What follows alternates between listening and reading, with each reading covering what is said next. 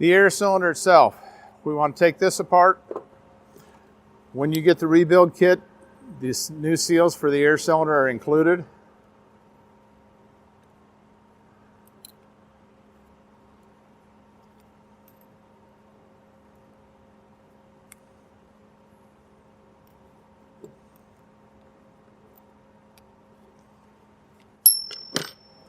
So we'll take the set screws out of either side of the piston here. And there's one in the end.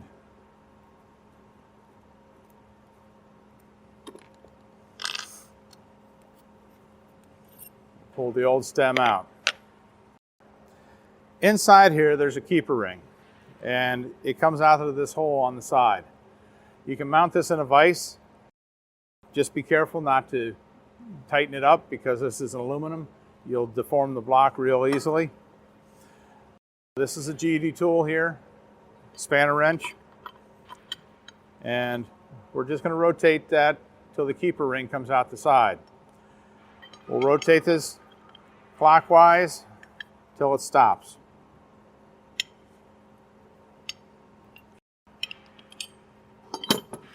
When it stops, we'll press this down with our thumbs and then back the keeper ring out. And we're going to do the same on the opposite side.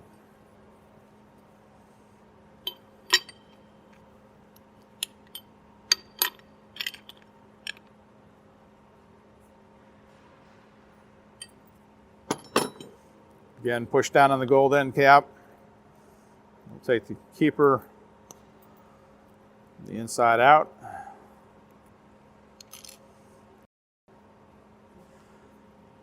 And try to push this on through.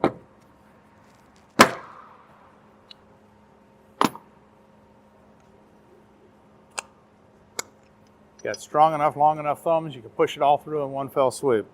But we take the gold end caps off. There are seals on the inside. Now this is an old style. You probably don't have this style anymore, but if you do, you do get a new nylon piece in the rebuild kit. The new style actually has an oil light bushing. There's a O-ring on the inside. We pop that out.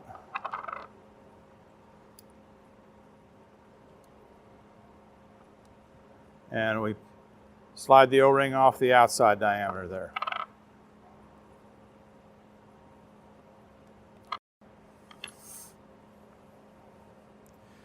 Next, we're going to go ahead and take the piston apart.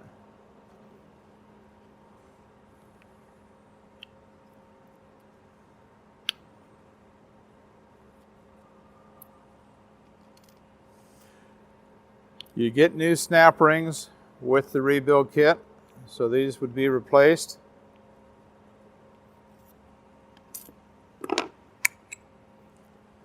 Again, there's a O-ring on the inside here. Take that off.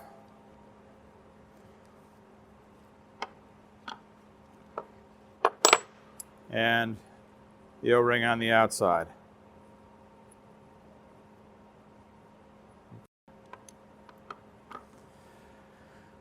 So that's the disassembly procedure. When you get the new O-ring kit out, it has a little pack of lube with it.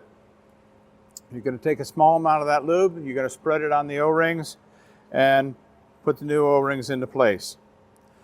When you put the O-rings on, you want to stretch them between your thumb and forefinger. Don't roll them into position. That can cause it to get twisted. If they get twisted, they're more apt to get cut and then leak.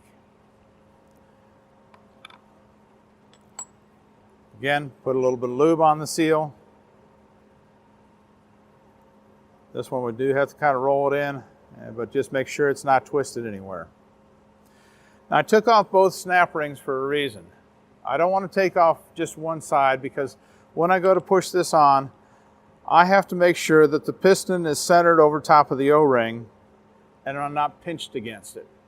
If I keep one of the snap rings on and try to put it together, inevitably what's going to happen is that O-ring can get pinched down in there, and I wouldn't know it till I got it all back together and put air to it, and it's going to sit there and leak on me. When you get new snap rings, take a look at the snap ring. They're punched out of sheet metal, so they kind of have a natural dish to them. I put the dish side in, so it's kind of this way, towards the piston.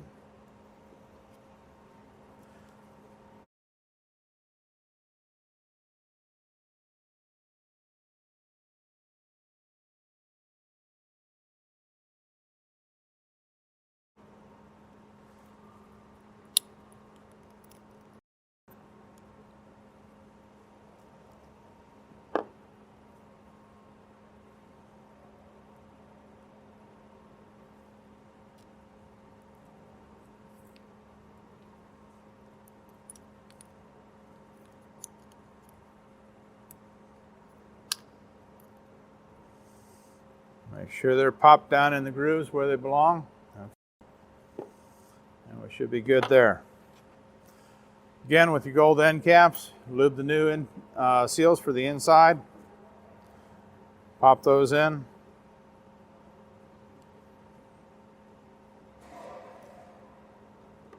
And place the new O-rings on the outside edge.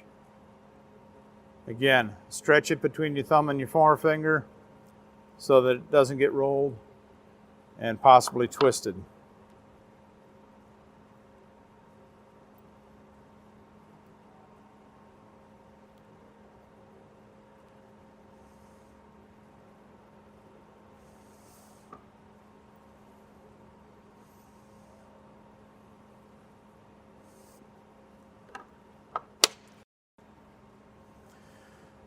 Now, if you paid attention, you'll know how this goes back together.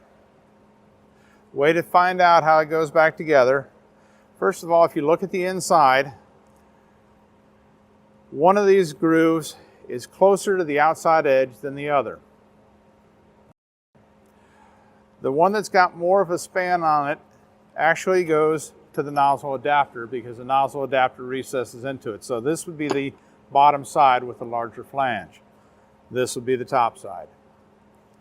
My piston, the screws are going to go to the top side.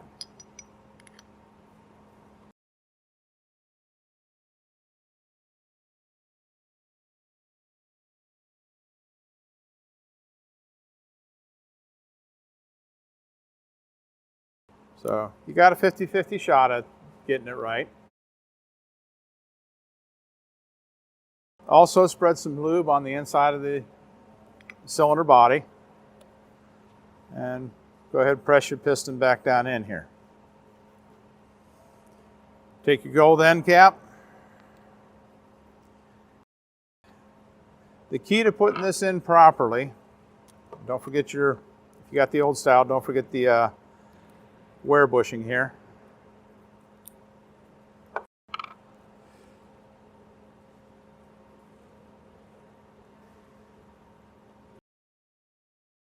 Where the keeper comes out here, I want to mark the inside where that lines up. So I've got just a little tiny scribe mark right here. And I'm going to line up this slot with that scribe.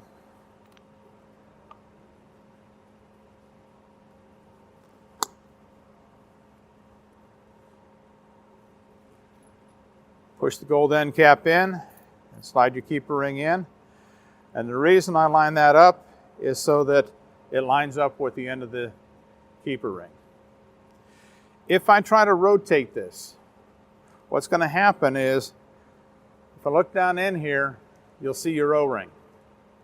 You try to rotate it, you're going to cut your O-ring and eject it right out the hole where the airline goes in. Do not rotate it once you get the old gold end cap in. So we'll go ahead and press this up.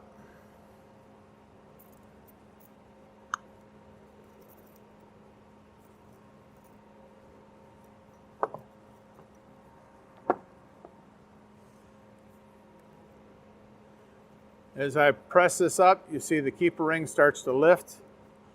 The top gold end cap should be just about flush here, but I want to lift slightly on it, but I don't want it binding. Take my spanner wrench and I turn this back in. If it doesn't go right away, rock it back and forth a few times. That'll help it line up.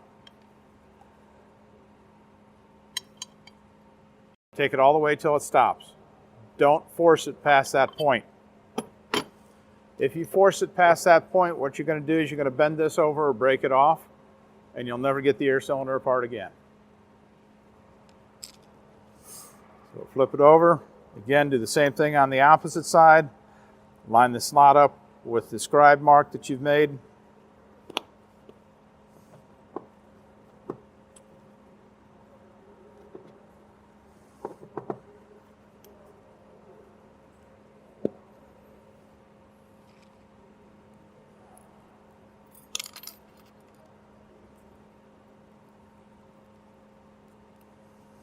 Slide your keeper ring in.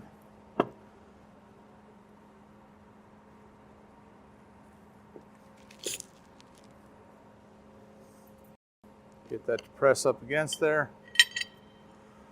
And again, turn the keeper in. All the way till it stops. And that's how you rebuild the air cylinder.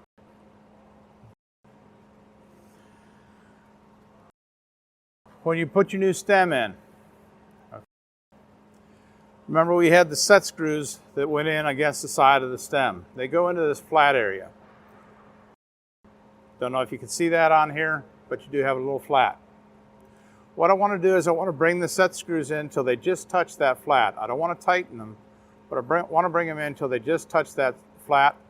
Bring them in on each side, and then what I'm going to do is I'm going to bring the screw in from the end and tighten that up so that it slides the screw all the way up to the end of that flat area.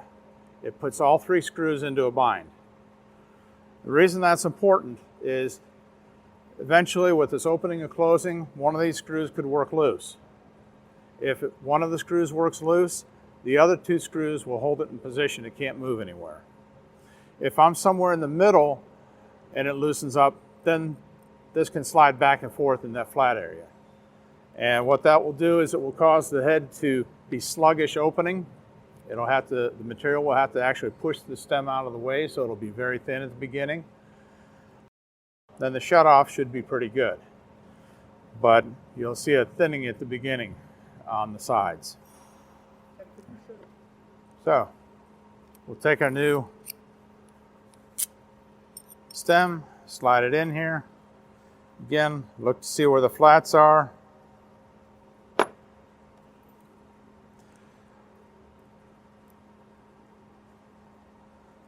Blue Loctite on the threads, just a drop, or green, which is a high temp removable. I'll bring that in until it just touches. And I'll do the same thing on the other side.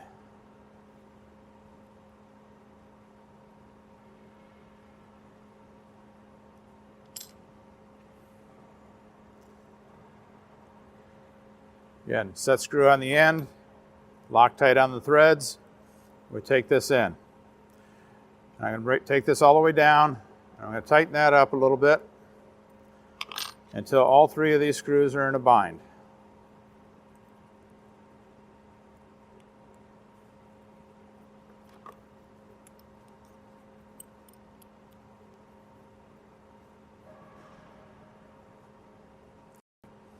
Sometimes it helps to hold the piston so it doesn't spin with the other Allen wrench. Now they're tight. I tighten the sides.